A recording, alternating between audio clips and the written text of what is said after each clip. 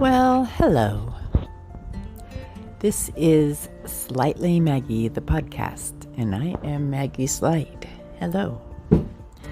I hope that you are well, wherever you are. So I am putting out a little bit of a podcast today because today is day 24 of Ehlers-Danlos Awareness Month. I did not think I would make it through this, so it has just gotten crazy. Having to post every day and having a targeted post, I should have done these well in advance, but I didn't. I'm doing each one as the day comes along, and I'm using the prompt. So day 24 for Ehlers-Danlos Awareness Month is my goals, future goals. And I actually wrote a little bit of a freeform poem, and I will share it with you. It's in draft form. I just wrote it into my journal. Here it is. It's called I Have Goals. I have goals to finish my first book, then to finish 10 more once I've got a publisher hooked. I have goals to become a source of information and education, teaching parents and physicians to listen. I have goals to reflect the light of God's love to the world from above. I have goals to hold the mirror He gave me, full of light, enlightening the fight for disabled human rights. I have goals. And that was just a little tiny bit of a free-form verse there. And I was actually thinking of spitting that into a rhyme or something like that, what the kids do these days. Anyway, it's been, I am a bit exhausted. We were supposed to record Strangers No More today, and we didn't. Trying to coordinate 4 people's schedules is quite interesting. It is 4 people's schedules in 4 different time zones. So that's a conundrum wrapped in an enigma for me on a constant basis. But I love these people, and I wouldn't give any of them up or trade any of them. It has got quite noisy in here. It's like my dogs have gotten crazy. So this podcast being about self-advocacy, what better could it be than this idea of doing this social media challenge? Why am I doing a social media challenge for Ehlers-Danlos Awareness Month? Well, I lived with Ehlers-Danlos for 53 years before I knew what it was. And I didn't find out what it was until I had a catastrophic antibiotic injury.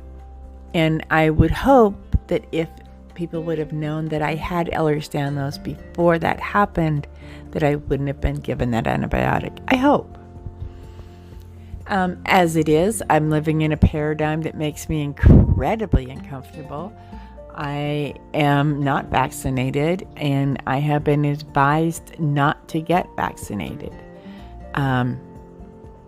That's not to say that I don't know people with Ehlers-Danlos that have gotten vaccinated. I do know some people with Ehlers-Danlos that have gotten their shots. I know some that have had very bad reactions. I know some that have had no reactions whatsoever. So it runs the gamut. I don't make health decisions alone. I just don't. I have a team of doctors and therapists, physical as well as mental health therapists that work with me, and I have developed that team over the last 4 years or 5 years, and I wouldn't give them up for anything. I absolutely love my team, and that team has advised me to not get this vaccination, and I will listen to that team, which includes my physician, who said no. I will do as she says. But that also means that I will probably live behind a mask when out in public for most of the rest of my life. Am I sad about that? Well, here's the thing. Because of my autism or my personality just in general, I am very much of a recluse. I seem like I'm very bubbly and animated and such. A lot of that is masking. A lot of that is actually my autism.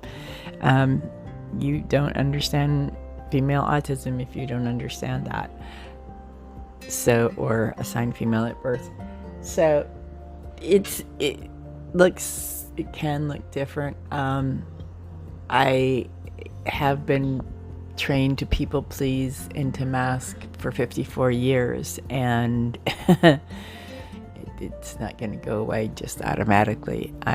You're going to find me flapping my hands a lot more in public, and I am not going to care what you think. So, there's that. But other than that, I fidget. I fidgeted all my life. I've been spanked for it, slapped for it, punished for it in every which way you can be punished for it, but I still fidget. Always fidgeted. Now I just don't care that I fidget. Now I'm trying to turn off all of those internal voices that were put there as a child and tell myself it's okay to fidget. So this is all self-advocacy, and this is what Slighte-ly Maggie is about. But I'm going to wrap this up. I'll probably do maybe another podcast before the end of the month. This is Ehlers-Danlos Awareness Month, and this is my goals. Oh, did I even mention my goals? I did.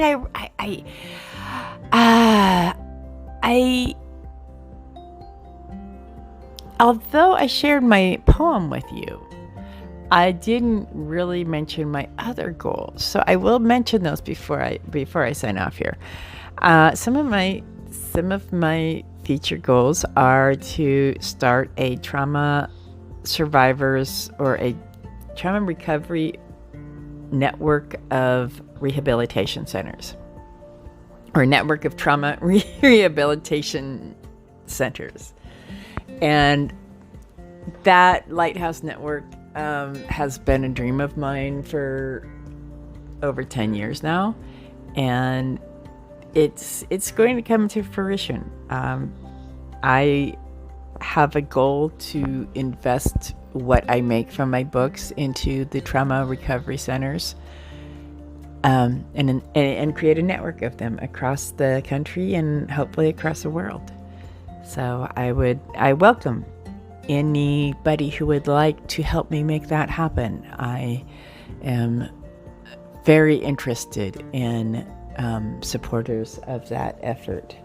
If you are interested, please contact me at contact@maggieslighte.com. MAGGIESLIGHTE.com. Thank you for joining me, and I hope that your night is full of love and light. Peace out.